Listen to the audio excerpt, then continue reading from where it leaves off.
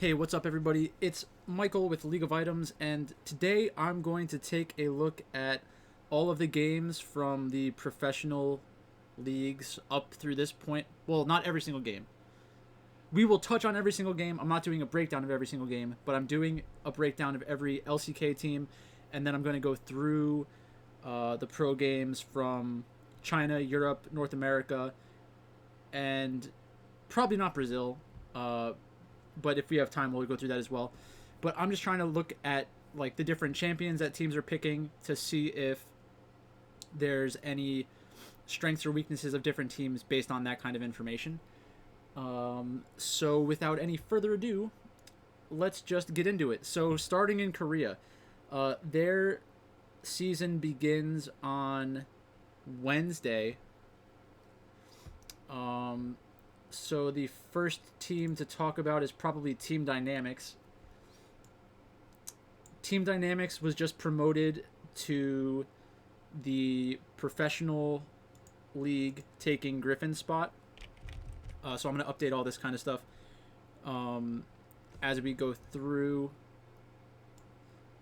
just so that I have like some opinions on players and stuff like that. I've always wanted to do something like this, but I've never really just buckled down and went through with it. So today we're going to go through with it. So we're going to go team by team. I'm going to try to give a team archetype if I can think of one. But yeah, let's just do it. So team is Team Dynamics. So we'll put DYN. And then we're going to have a spot for the team. And then we'll go through for each of the positional players. So Team Dynamics just joined the league from Challenger. They beat Griffin, or they're taking the spot of Griffin in the league. I don't remember much about their play during that tournament, but they do have some players that have been in the LCK before. Kuzan has been playing for a long time in Korea. Guger, I'm pretty sure, has been playing for a long time in Korea. Rich was a professional Heroes of the Storm player, which is a different game that's very similar to League of Legends, and now he's a top laner in the LCK. So my expectations for this team is for them to be a bottom tier team, if I'm being honest. So let's bring this down here. Top, jungle, mid, 80 carry, support. So first up is Rich.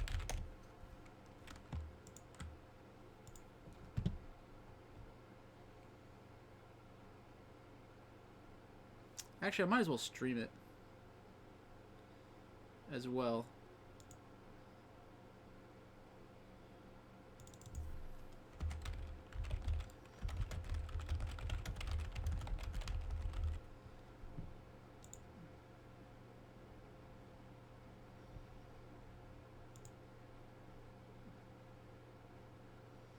Alright, so let's see if anybody's around and wants to hang out while we go through this. So let's go to match history.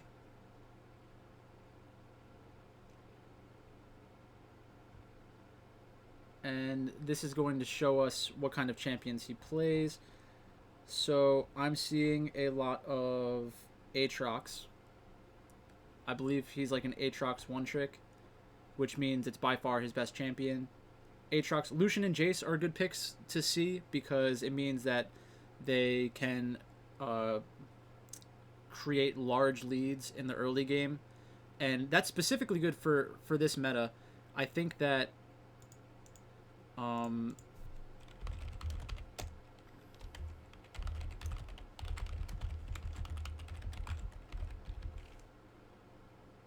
those are 4 champions that I definitely want to see right now for a top laner. It's just going to come down to, is he as skilled as other players, and is he better? Because if he's better and he's able to win some of these matchups against top laners who are not as talented as him, then he can pick something like a Lucian or a Jace, even though it isn't always great for like a team composition. If you can create a large advantage in the early game, that's always worth it. So it's to be determined, his positional tier, because there's a lot that we don't know about him. But he is a potential carry. So I should put that down. And Korea has a lot of good top laners, so it's not going to be easy for him to create those leads in general.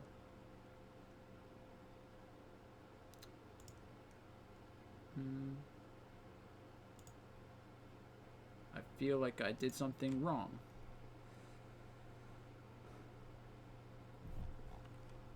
Alright, Beyond Kuzan. Okay, so Beyond is 22. He used to be on MVP. They disbanded. Let's go to match history and see if he's a carry player. Sejuani, Jarvan, Graves, Jarvan, Trundle, Elise. So based off of what I'm seeing, I'm going to call him a tank jungler. And that is not a compliment. I mean, this guy has been on other teams in the past, and yeah, that's not the kind of champion pool that I want to see from a jungler if they're going to be a difference maker. So that's not good. Kuzan has been around forever, like I said. So he's surprisingly young for somebody who's played this much. Let's see what champions he's on. Zoe, Corki, LeBlanc, Syndra. So this is the kind of player where if Kuzan is playing all the meta champions but is less skilled than everybody else, then he's going to be bottom tier. In my opinion. Diokdam.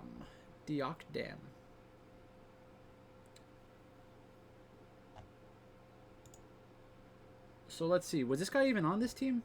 I guess he was. His name doesn't seem familiar to me. That's weird. A lot of Aphelios.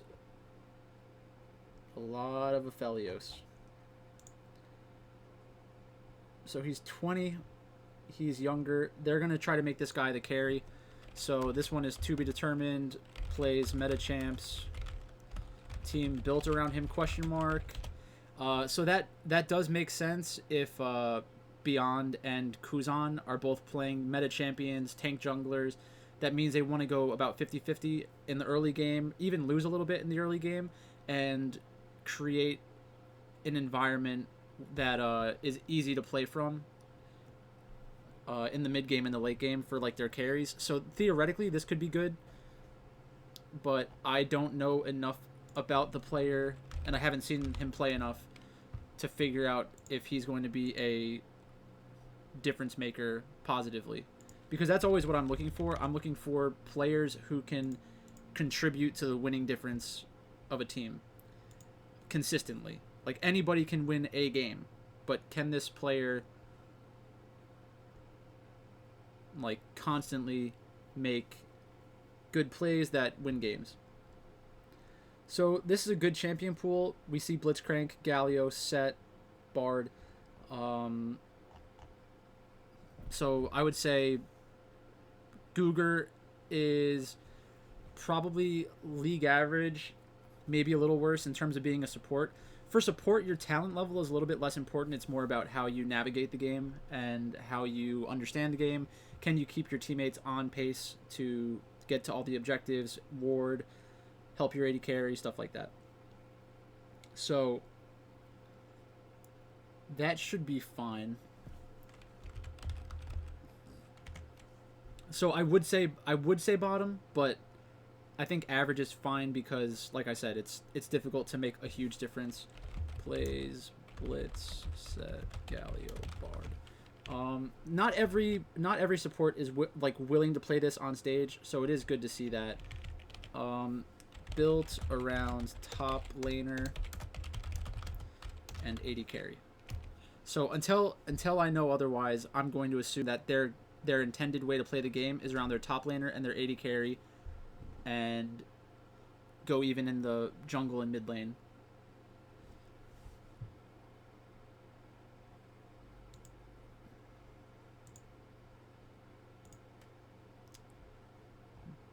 Damwon Gaming.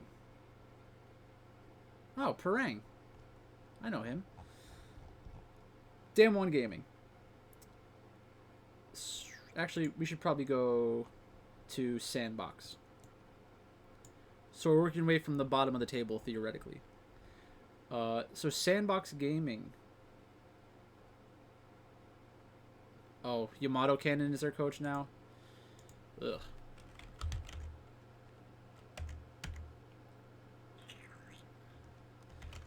Yamato Cannon is the coach. That is pretty surprising. I think that's a pretty bad move. Not going to go into that one too deep. I just don't agree with a lot of the stuff that he talks about when he's on the analyst desk. So for those of you who don't know, he was an announcer in Europe, and now he's a coach of a team in Korea. I mean, I don't want him to fail, but it's like, I don't know about that one.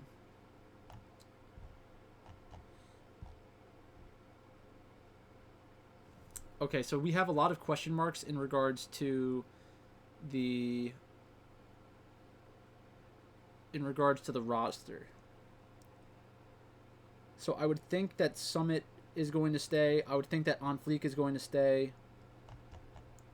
Those are the players that I prefer.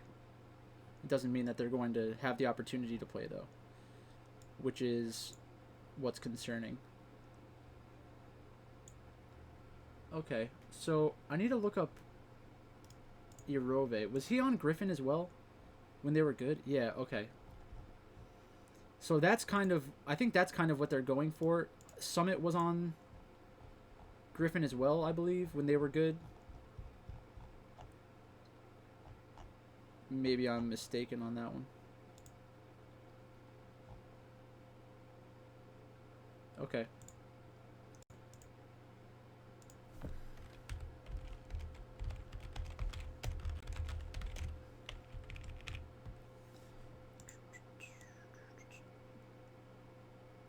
So I'm just going to pick one player that I think is going to start. So I do think it will be Summit. I do think it will be On Fleek. Brute Fate. And I'll put Gorilla until it's Irove. It doesn't really matter too much. So Summit is average at worst. On Fleek is average at worst. Fate is a question mark. They were a pretty horrible team last year, Sandbox, in terms of everything. Like, everything about them was pretty bad. I'm pretty sure this was the team that had a really bad coach. Let's see.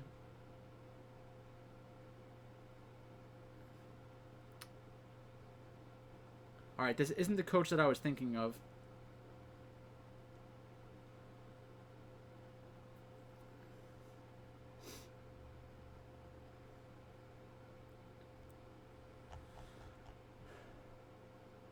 So yeah, I know enough about Summit to know that he is average at worst. Like, he could be a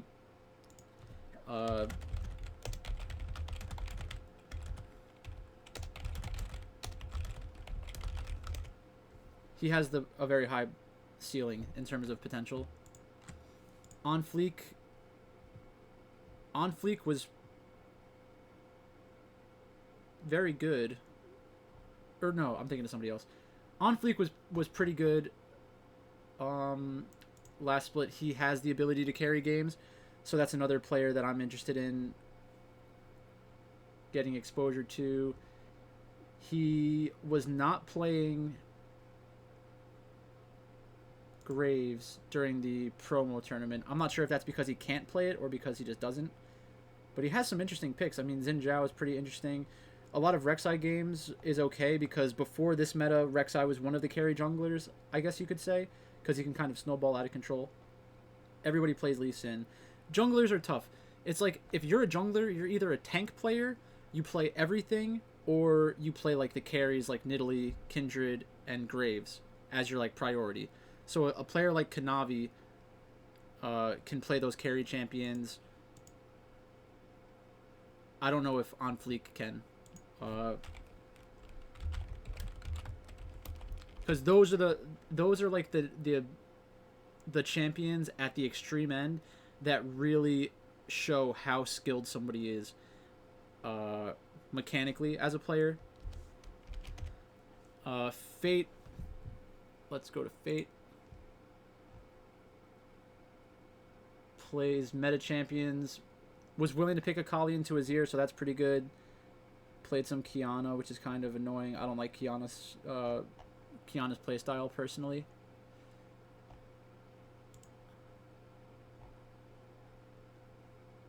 I would think that he's the one playing. So this is the kind of player that I need more information on. I need to see them play more games and be like a consistent starting player for an entire split before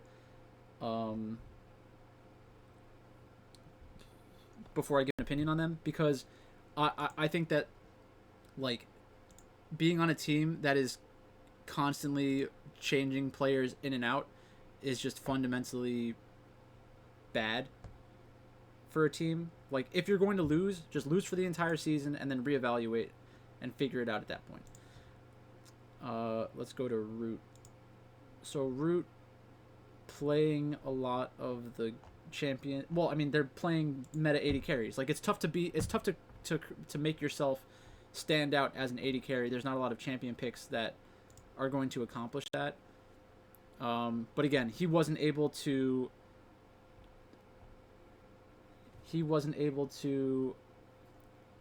force the team to get rid of the other bot laner. So unless it's like some kind of organizational ideal where they have 280 carries, I just don't know enough about him. Gorilla is, I'm gonna say, average at worst, because he was probably the best support in Korea for a long time, or at least one of the best supports in Korea for a long time, and because of that, he has all of the game knowledge and experience. He has the ability to shot call and be, hey, what's up, Mo? And so he basically has a lot of intangibles, I would assume. That's why he sticks around for so long.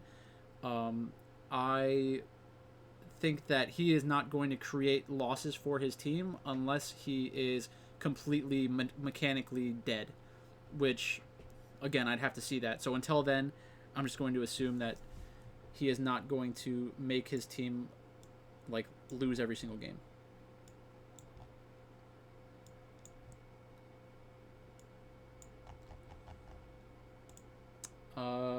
Who's up next?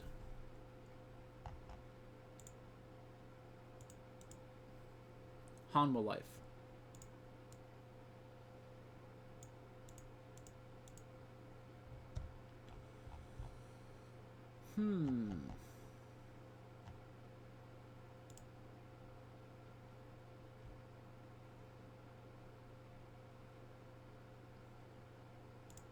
So it looks like they've made some changes. I guess they picked up a couple of the Griffin players.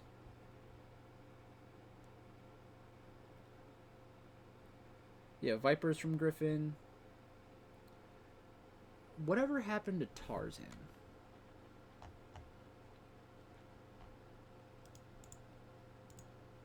I wonder if he got picked up by anybody.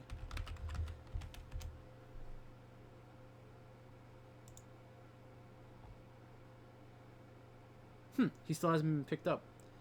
This guy's good. This guy was really good on Griffin. So let's take a look at what's going on here. Viper joined after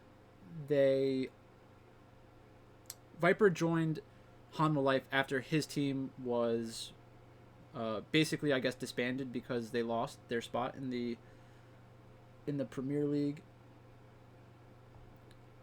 Vista became a support? That's weird. Okay, so Cuve, he's not He is not inspiring. I'll say that much. Doo-doo? I have no idea who this guy is. So this one, I don't know who the top laner is going to be yet. Let's do this.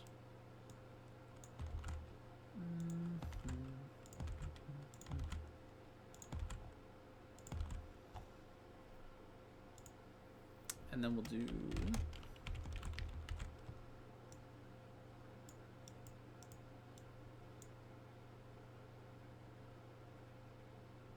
Oh, I didn't need to do it 10 times. Whoops. Alright. So top laner, question mark. I don't know who's starting. Jungler, Haru. Haru is not someone that I remember being a carry player. But let's check. Yeah, the World Elite Vici match, I like Zhao Meng. I don't think he's the best... I guess one of the announcers was saying he's, like, the best Aphelios in the world? Or who said that? Somebody said that. I don't remember who said that, though. Not sure how I feel about that. I think that's probably not correct, but... like I said, don't remember who said it. Mo, what I would say is it's tough to give the credit for a victory to an AD carry, because in order for him to be put into a position to win and to, like, quote unquote carry, he needs to have a pretty good team around him. And I think World Elite was the better team than Vici Gaming and is the better team than Vici Gaming. So, I don't think it was out of necessity that he carried the game, is basically what I'm trying to say. Like, if World Elite played Vici Gaming 5 series in a row, I don't think that Zhao Meng creates the win for them every time. Like, I think Beishang is very good. I think that... Yeah, so that's kind of what I'm talking about, though. So, like, when you get 10 kills, you get 10 kills because your job is to get 10 kills. That's like saying, like, a 3-point shooter who was given 10 chances to hit a 3 had one really good game where he, like, made 8 3-pointers in a game. And that is a good thing. Like, you need to have the ability to do that, but without, like, proper spacing, passing the ball well, you're not going to be able to even take 10 shots, let alone make 8 of them. So I think that in League of Legends, mid laners and AD carries are overvalued and probably just given too much credit in general. So I'm always pretty negative when people ask me stuff about that, or like talk about those positions, because a lot of the things that most people take for granted is like the difficulty of creating a good position on the map, setting up vision correctly, engaging correctly, disengaging correctly, and those things are what allows the AD carries and the mid laners to shine. So I do like Zhao Meng, but I don't think he's like the best AD carry in the world. And the team fights were wild. Those were pretty fun to watch. Like, I love that aspect of League of Legends where you can just watch a couple of team fights and see everybody playing at a very high level, and even if both teams play perfectly, one of them has to win. So Cuvée, if it's Cuvée, he does play some good champions. I don't like Kennen so much, but Sylas top is pretty good. Gangplank is always good. I see a Camille game. Camille's relatively strong right now. Kayle, we saw a bunch of teams play Kayle. So maybe Cuvée is just like an innovator, always ahead of the curve, always looking for new champions. So I'll put that down. If it's Cuvée.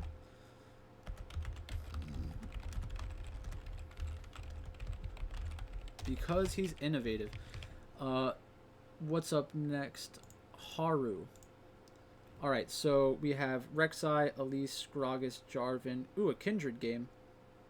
So he played Kindred, but lost. He played Kiana, he played Karthus. I don't know if Haru is a carry jungler, so this is the kind of thing that it's difficult to give an opinion on until we see how they approach the meta. So ready for variance. Variance with Slate Storm. Yeah, I think that it'll be great for DraftKings. Uh, Pretty annoying, all the 2-game slates. So I'm not sure if Haru is a carry player, like, or the focal point of his team. I would assume he's not the focal point of his team. Lava is the mid laner, so they started playing Lava consistently during the end of the season. So Lava is another player.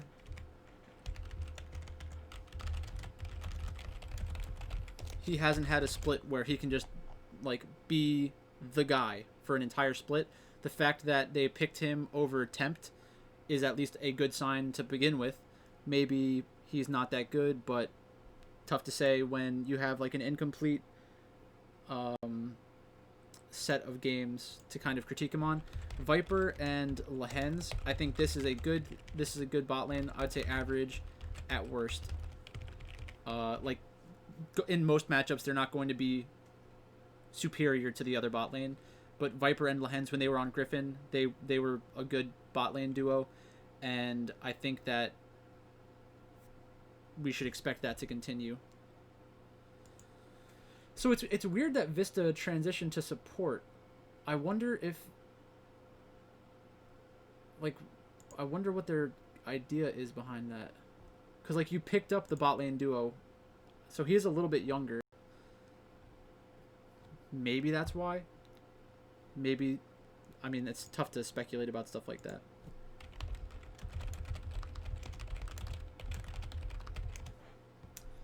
But yeah, Viper had a lot of good DraftKings performances at the end of the year too, I think. So that's enough for them. APK Prince.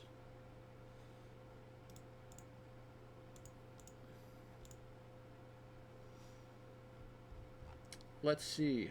APK Prince. Ooh, Mickey. Oh, I hope Mickey starts. I love Mickey. I'm such a huge Mickey fan. He's probably overrated in my mind because I rate him too highly. But nothing I can do about that. So they're not APK Prince anymore. So we'll just say SHO. Oh, we'll say Prince.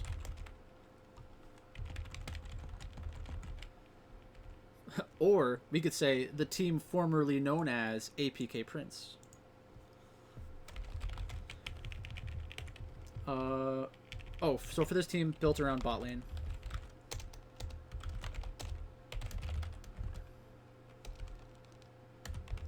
If they're built around their bot lane, they may not actually be a good fit with Cuvée. Because Cuvée is the kind of player that's going to increase the volatility of a game, and if you're playing around your bot lane, you want it to be very cookie cutter, straightforward. Like, we know that at the 20-minute mark, we're going to be able to fight for this Baron, or like third dragon to get the soul point or something like that. So that'll be interesting to see how those roles line up within their team. So let's go to the match history.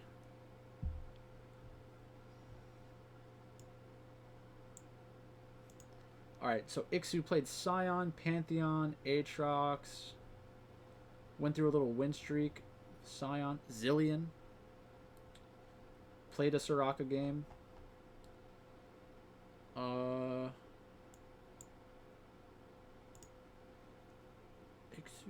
So they're returning for...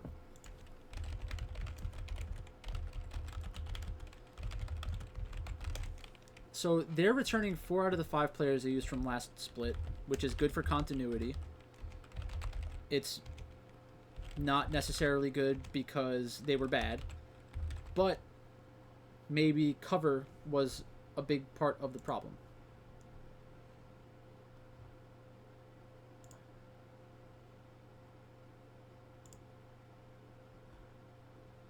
Gotta love Mickey. Gotta love Mickey. You can't pull off a name like Mickey if you're not a beast.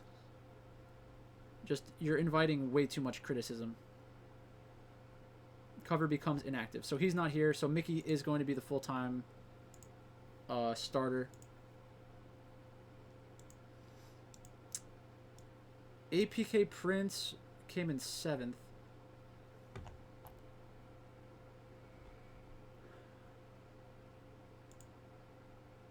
So for this, I'm not really sure. I don't have a ton of information about APK Prince whenever they were on a slate. Like, they weren't one of the higher scoring teams.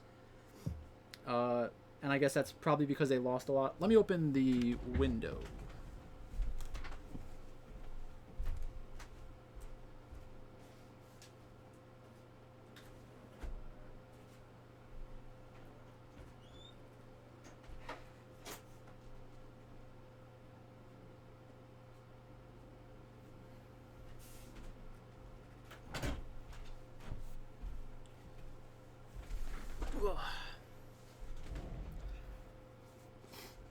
Alright, so where were we?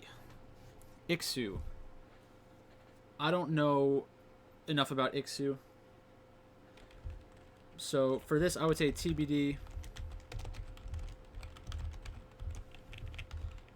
The one thing I would say is Mickey, when he was in Korea, he was a good player. Then he went to Europe, I think. Or did he go to North America? He went somewhere for a paycheck. And you can't blame the guy. But that's going to make people think that he's worse than he probably is, just because he was playing for like North America or Europe or something like that, when in reality he was probably just held back by his teammates. So I would say it's going to be tough. Like, they're not going to be... I'd be surprised if they were one of the highest scoring teams for DraftKings in the future, but there's nothing that we can really say for certain. We just need more information. Or at least I need more information. So maybe there is something out there that I could look at and like be convinced that they're a good team or a bad team, but I don't know it. So I can't do it until I see that information. A Freak of Freaks. Boom, boom. Freaka, freaka.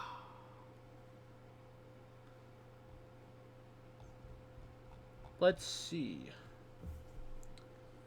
Patrick names to save. Trainees, Rigby. Keen, Dread Spirit, All In, Fly, Mystic. Was I going to do them and I didn't? Yeah, I looked at this before. So again, a lot of subs makes me skeptical that any of their players are very good because of the existence of the sub, because there's something that the coaching staff doesn't like. Otherwise, they would give the guy the full-time job. That is at least how I view it. So I'm not pretending to be objective. I'm just being me. Keen, Spirit.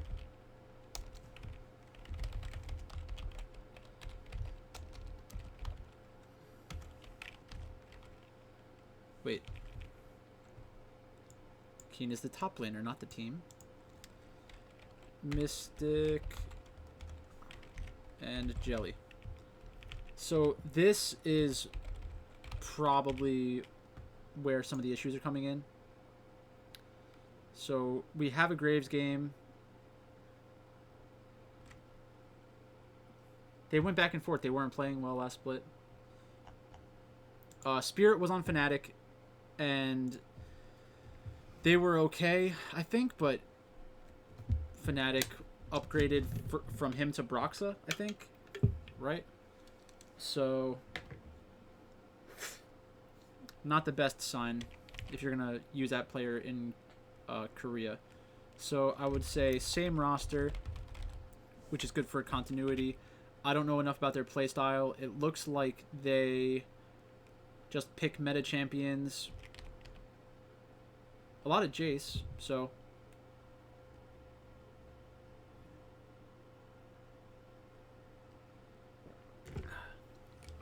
Well, I mean, so Keen plays... He played Darius, Jace, Sylas, Lucian, Callista. Those are actually good picks. So... I mean, I have to give him at least the rich treatment. potential carry player. Not difference maker. I feel like Spirit could be a difference maker. I remember that he used to play like Nidalee and stuff like that when he was in Europe. But he has to prove it again. All in, we have Gallio. So Gallio is a very good champion on this patch. Kassadin's a good champion, which means on red side they're looking to counterpick for their mid laner, which is always a good sign. 80 carries. I don't remember Mystic ever like being amazing, but we'll have to see.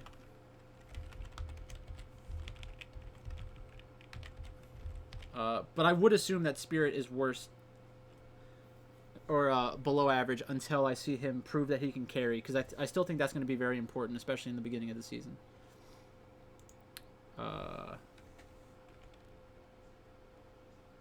Yeah, I just don't remember enough about those guys down there. Ooh, Damwon Gaming. Now we get to the interesting spots. Okay. So Damwon.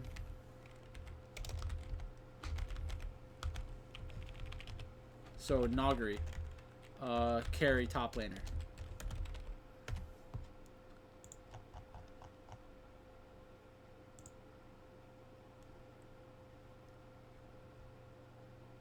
They started playing better once Ghost took over. I do remember that. It looks like most of the team is going to be the same. So their picks at the Mid-Season Cup, they played an Italy game. They gave up Graves a decent amount, which is a horrible sign for drafting. So that's on the team. Gave away Graves at MSC.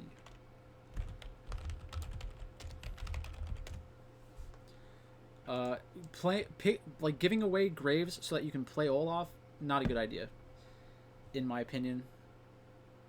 Doing that and then playing Lee Sin into it, not a good idea. Nogri is a carry top laner. That is true. Canyon.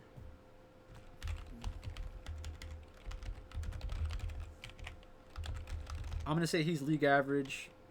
Showmaker is very interesting.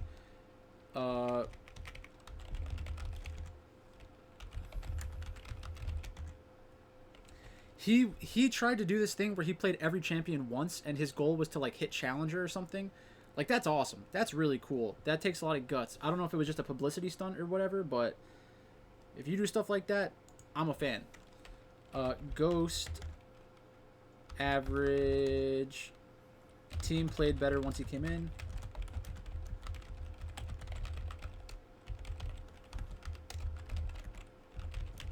The fact that he plays this much Ezreal is good for this patch specifically, because Ezreal is a very strong champion right now. Beryl, Bard, Karma, Tarek, Yuumi. So I kind of like the way that this team drafts outside of giving away Graves all the time. Because like Yuumi was very strong and they were willing to play it early on.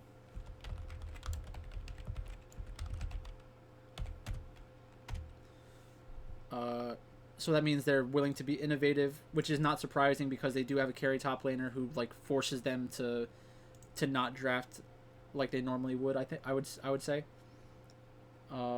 Interesting bot lane picks. So that's good. I'll say average. The fact that they do something like Senna plus Scion, I love that. The fact that they were playing Kog'Maw, I love that. This was against KT Rolster. I didn't remember that. I feel like they've played it more than once then last split. Yeah, so they were playing Kog'Maw, so they believe that they can carry through their bot lane. And you have to be charitable when you're looking at stuff like that, because if they see it and it's working out in scrims and they're willing to pick it on stage, then you have to just give them the benefit of the doubt until they're proven otherwise. So let's go next. KT Rolster. Whoa. KT Rolster. They just signed Smeb? That's cool. Okay. So this is interesting because Yukal's a very young mid laner, and Kuro is the opposite of a young mid laner. I guess they will eventually look to move away from Smeb and Kuro because that's the only reason why you would have them set up like this. So maybe they're trying to make one last push. That's kind of what it looks like to me. That could be completely wrong, but Tusin's older for a professional League of Legends player. Kuro is older for a professional League of Legends player, and Smeb is older for a League of Legends player. So Smeb, it's probably going to be Smeb starting the season. But I guess that's going to be scary for DraftKings because it just means that they're a substitute risk.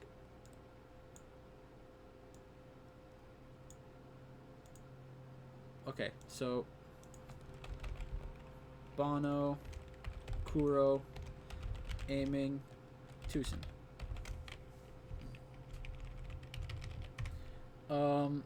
I mean, I feel like I'm probably biased to like Smeb because he was such a good top laner when he was on Rocks Tigers. He was like the man.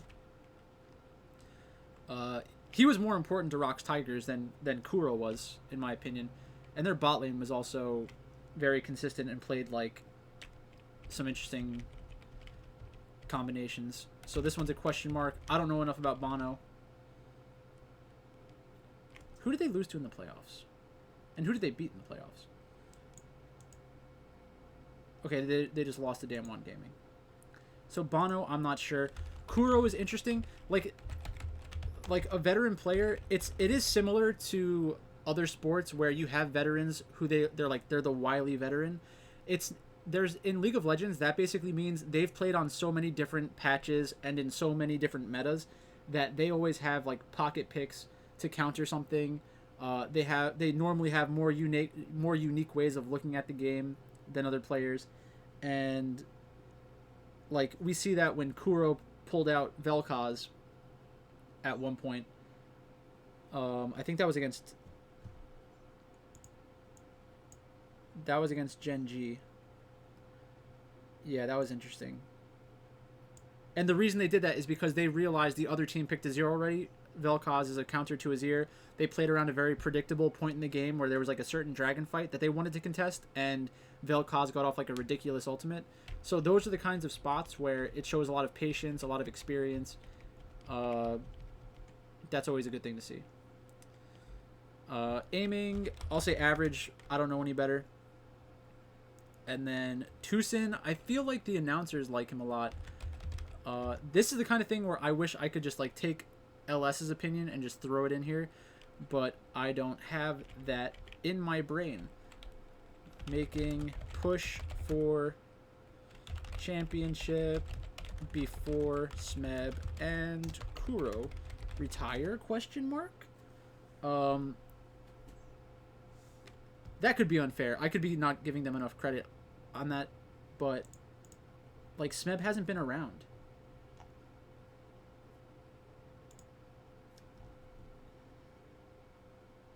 So he was on KT Rolster, left, and came back. So I don't know why he left. That would be an important piece of information. If anybody knows why he left, hit me up and explain.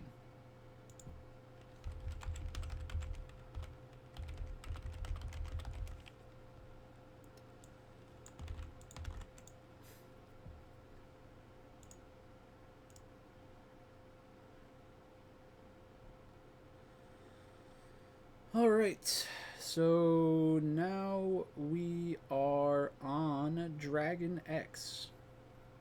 Dragon X is a pretty good team. I think that they're going to be competing for one of the world spots. I think T1 is going to be competing for a world spot, obviously, and I think Gen G, those are the front runners. You can always have a team come out of nowhere, or like outperform. Like let's say Damwon Gaming has a really good patch at the end of the season that they can like run through the playoffs or something. Always possible. Can you hear the lawnmower or the weed whacker thing that's going on outside? That's your problem, not mine.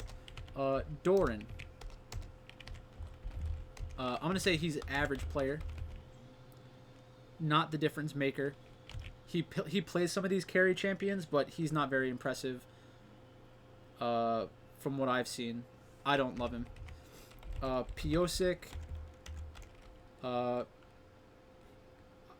The memory about Piosik that sticks out in my mind is like an Olaf game where they played Olaf Yumi during this split, and that has kind of stuck with me the entire season, and I love him for that.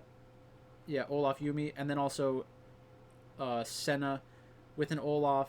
Those are all very good things because it means that they're willing to let him carry. So I would say Piosik is a carry jungler, even though he plays stuff like Sejuani. He reminds me of Peanut in that way. Like, regardless of the champion you put him on, he's going to look to carry the game. So I'm going to say he's above average.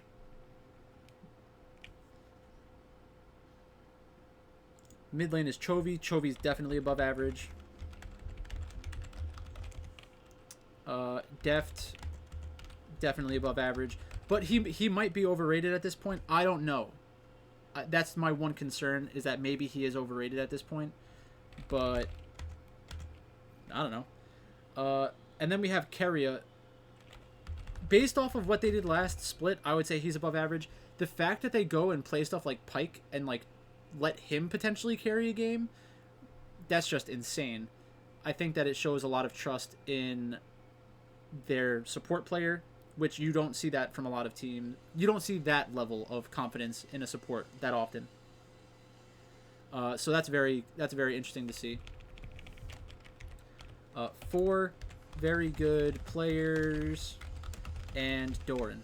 So I don't know enough about Doran. I could be completely wrong, but there was nothing that I remember from last split that makes me think he is one of the best top laners in Korea, which would make him one of the best top laners in the world. So I just don't remember anything that makes me feel that way. Gen G.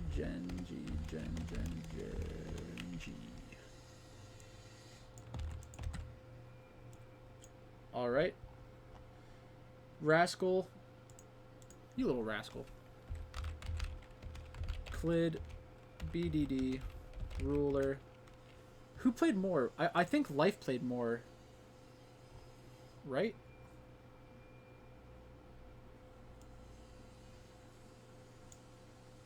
Yeah. They played Kellen one game trying to get, like, a specific matchup, I think.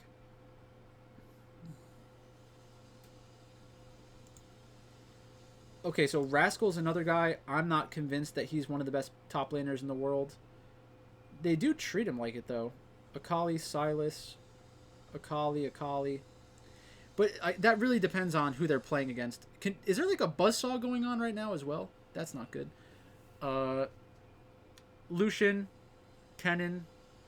So I'm gonna call him average. And I'm gonna say Noguri light. Clid. Above average. One of the best. Very good player. BDD. Above average. One of the best. Very good player. Ruler. I don't know enough about Ruler, and this is where my bias against 80 carries comes in. Uh-oh, I'm gonna sneeze. My allergies. Ugh, I suppressed it. Don't worry, I'm not going to sneeze on the screen. Don't worry. They played Senna. Love me some Senna. Did they play it that often during the season? They did. But not enough, apparently. Maybe this isn't a good patch for them. They lost a lot on this patch. I guess it was the end of the season, though. Tough matchup. So let's see. 10.6. Lost to T1. Understandable. Beat Sandbox. Lost to Dragon X. Understandable. Beat APK Prince. Smeb said in late 2019 on his streams that he was taking a break to get his confidence back, so that's why he left. I can hear it, but not enough to be annoying. Thank you for the heads up. What's more annoying, that hacksaw thing or my voice? Very important question. They lost to Hanwha Life. That's not good. Beat KT in the... They beat KT. They lost to T1 in the playoffs, so that's just unlucky. Not unlucky. T1 was just better than them. Genji finished first overall last split and lost in the playoffs because T1 is T1. So we'll say I'm assuming Life is going to be the starter. I'm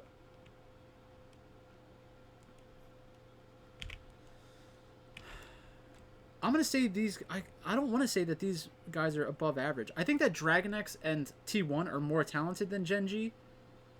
I just feel like that has to be the case. We'll say... I don't want to. I'm going to say average. I could be wrong about that one, but it doesn't feel like I'm wrong about that one. Because if you thought that your AD carry was like the best player in the league, you wouldn't be putting them on Senna. You'd probably be playing Aphelios a lot more.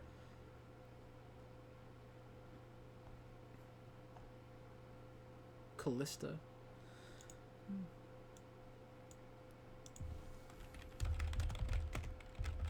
So I need more information on both of those. Don't need that. And the Piece de Resistance. T1.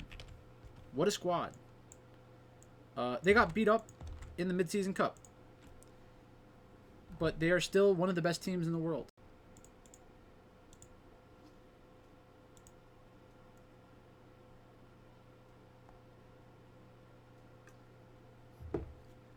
So Kana, I'm going to say he's above average. He had a great first split. He was very impressive, and maybe that's just me being biased as a T1 fan.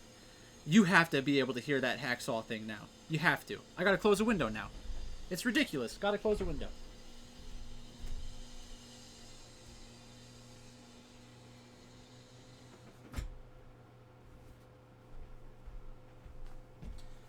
That's what we call unlucky. That's what we call unlucky. Alright. Kana, above average. Cuz is better than Elim. I would say that... it's tough to say all these guys are above average. Now I can rip. Yep, I had to turn it off. Faker. Faker, above average. Maybe I should do like a world, like a best in the world. Like they're up there in best in the world. Teddy is amazing. Teddy's definitely above average. And Effort also played very well last split. I'm going to say above average. So I think that T1 is the best team in the league. I will be betting on them all season. And if I see them on DraftKings, I'll almost always have them on DraftKings because they have a very good chance of 2-0ing their enemies. And that's about it for Korea. Based off of this, let's do a league rankings.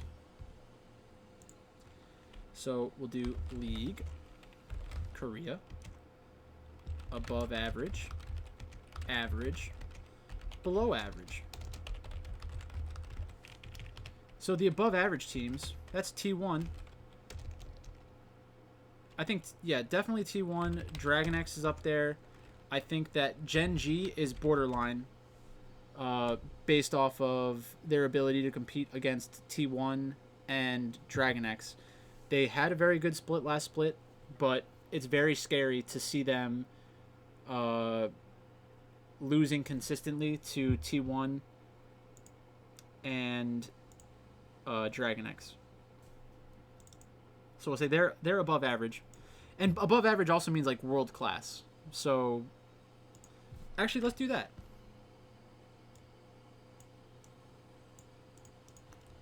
World class.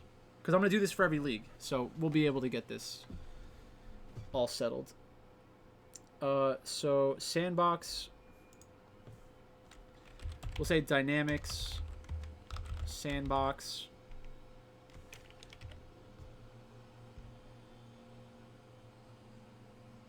Hanwha Life is very interesting.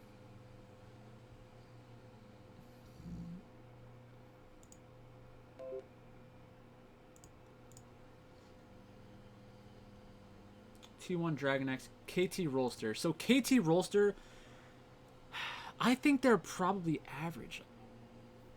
KT Rolster, Damwon Gaming. I think Damwon Gaming is better than KT Rolster. We'll see how Smeb does when he comes back. Maybe that changes things. But unclear. I'm going to say Hanwha Life Esports takes a big step next split. Sandbox. Yeah, Sandbox will be the bottom of the league again, I think. A Freak of Freaks is average or worse.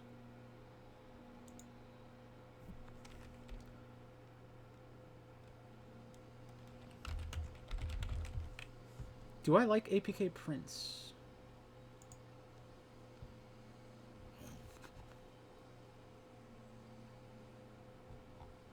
Oh, it's Mickey's team. Yeah, I'll say they're average for now. Dynamics and Sandbox are going to have a tough time. I think it's really like these... Most people are going to say it's T1, Dragon X, Gen G, Damwon Gaming, and KT are the top 5 teams, and then Hanwha Life and the rest are on the bottom half. I think that Hanwha Life has a chance to kind of regain the Griffin form from last year. That would be something that I'm looking to bet on, just from a talent perspective, because they were very good. They were very, very good. And they have a lot of the same pieces, so they'll try to regain that magic. So that's it for Korea. Let's take a look at week 1. Team rosters, scoreboards.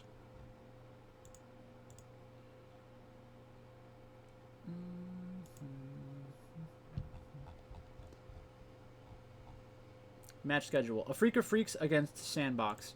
So, a Freak of Freaks against Sandbox, I'm going to pick a Freak of Freaks. Dragon X against T1, I'm going to pick T1. I know that for sure.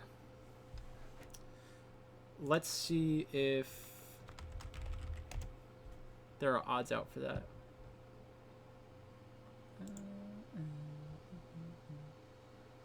A Freak of Freaks versus Sandbox, 147 to 114. T1 192 against Dragon X 148.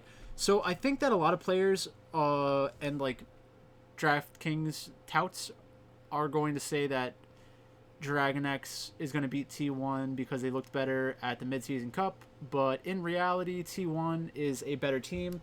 I will want to be on the T1 side. I would not bet 192 because I think that is way too high, but I think that they're the better team. So that's enough for LCK. I'm going to stop my recording and start up another video for the review of what happened last week. So thanks for watching. That's about it. Not going to go through the whole spiel.